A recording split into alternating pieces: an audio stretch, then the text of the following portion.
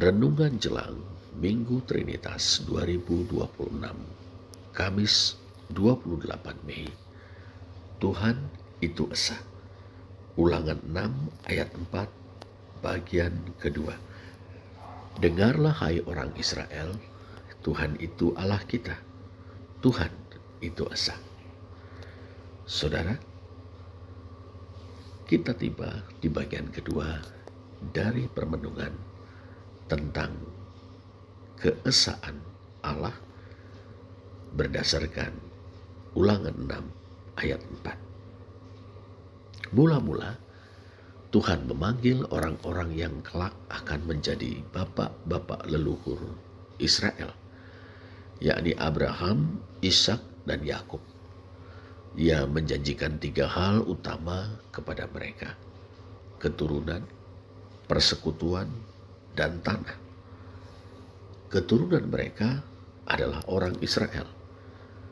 Persekutuan adalah Tuhan akan menjadi Allah Israel dan mengangkat orang Israel menjadi umatnya.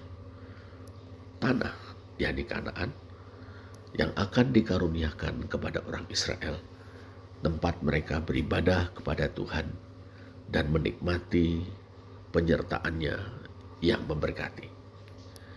Tuhan mengukuhkan janji-janjinya dengan mengikat perjanjian dengan bapak-bapak leluhur, dengan memanggil bapak-bapak leluhur, serta berjanji dan mengikat perjanjian dengan mereka. Tuhan memilih orang Israel.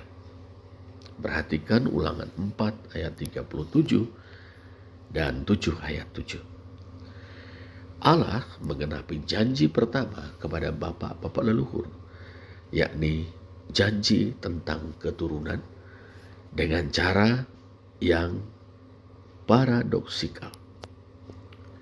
Betapa tidak, orang Israel yang ratusan tahun tinggal di Mesir sebagai imigran atau orang asing, Ulangan 10 ayat 19, 23 ayat 7, mereka terjerumus ke dalam penderitaan dan kehinaan. Mereka diperlakukan sewenang-wenang oleh kelas penguasa Mesir. Mereka menjadi budak. Perhatikan Ulangan 5 ayat 15, 6 ayat 21, 15 ayat 15, 16 ayat 12, 24 ayat 18 dan 22. Tanah Mesir menjadi dapur peleburan besi bagi mereka. Ulangan 4 ayat 20. Menjadi tempat atau rumah perbudakan. Perhatikan Ulangan 5 ayat 6, 6 ayat 12, 7 ayat 8, 8 ayat 14, dan 13 ayat 10. Tetapi mereka justru bertambah banyak hingga menjadi suatu bangsa yang besar, kuat, dan banyak jumlahnya.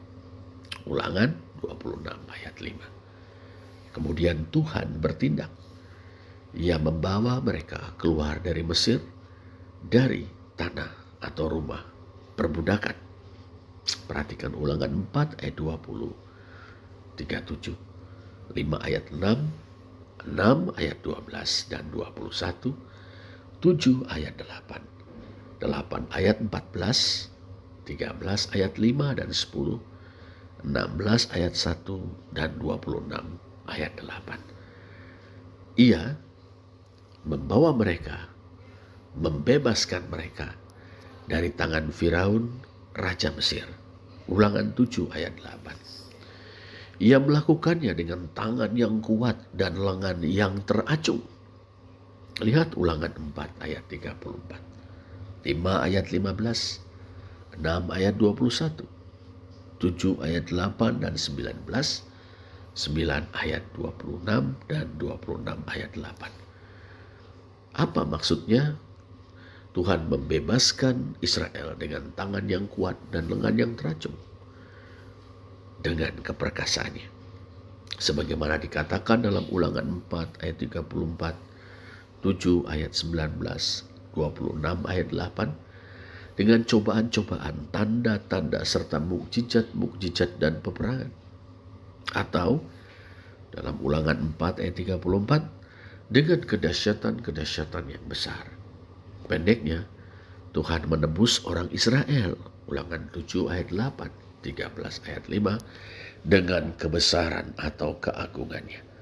Ulangan 9 ayat 26. Tuhan membebaskan atau menebus orang Israel dengan tujuan supaya mereka menjadi umat miliknya sendiri. Ulangan 4 ayat 20, 9 ayat 29. Menjadi umat yang kudus baginya. Ulangan 7 ayat 6, 14 ayat 21.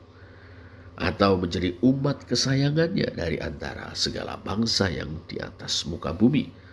Ulangan 7 ayat 6 dan 14 ayat 2.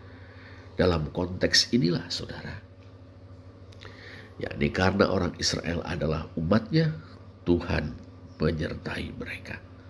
Ulangan 2 ayat 7, 20 ayat 1 dan 4. Tuhan Yahweh ada bersama dengan mereka. Ia hadir untuk mereka. Bapa yang Maha Kuasa, hari ini kami belajar bahwa keesaanmu terkait dengan anugerah, kasih setia, dan rencanamu. Oleh karena anugerahmu kami tahu bahwa Engkau telah membawa kami masuk ke dalam rencanamu. Oleh karena kasih setiamu, Engkau menggenapi janji-janjimu. Sehingga rencana agungmu terwujud. Kami mengagumi Engkau dan mempercayakan diri kami kepadamu untuk hidup dalam anugerah, kasih setia, dan rencanamu. Terima kasih Bapa, demi Kristus. Amin.